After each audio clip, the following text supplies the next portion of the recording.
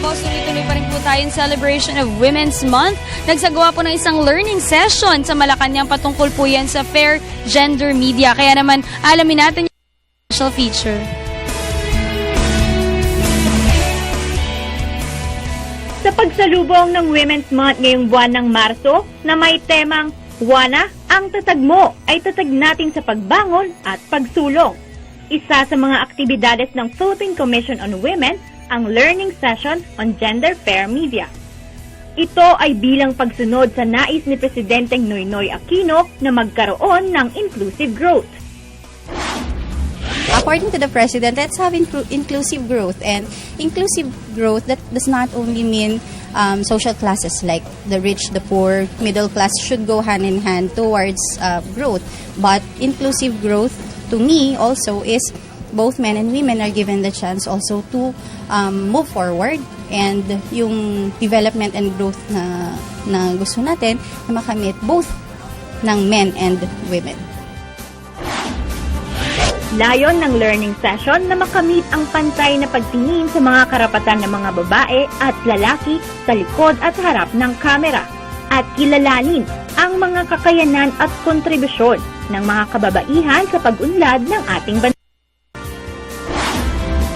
Participation ng Presidential Communications Operations Office ay naging partner siya ng PCW in coming up with this learning session with our friends and partners sa media.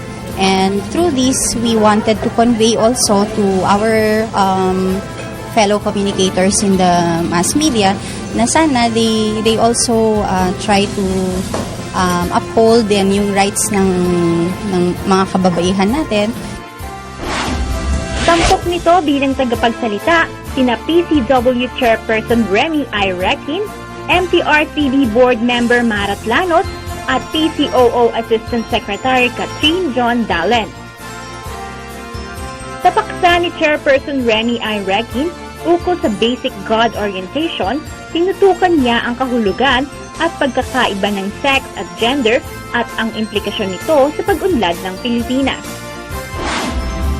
Yung role ng kababaihan is sana mabigyan din natin ng importance, because the development of a country does not only depend, it does depend on both men and women, and there are strengths of men that are found in women and vice versa. So it just goes without saying, men and women complement each other.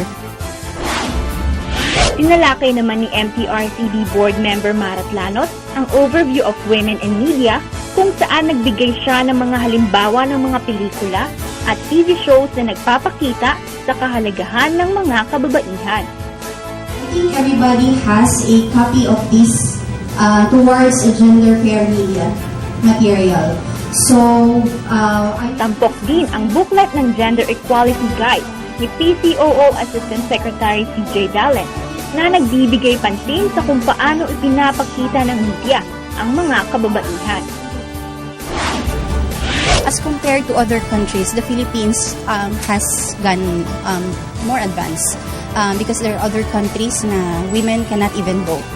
And we're very lucky here in the Philippines that women are given a chance to speak out, they're given a chance to vote, and they're given also a chance to be in positions in the public and government sector.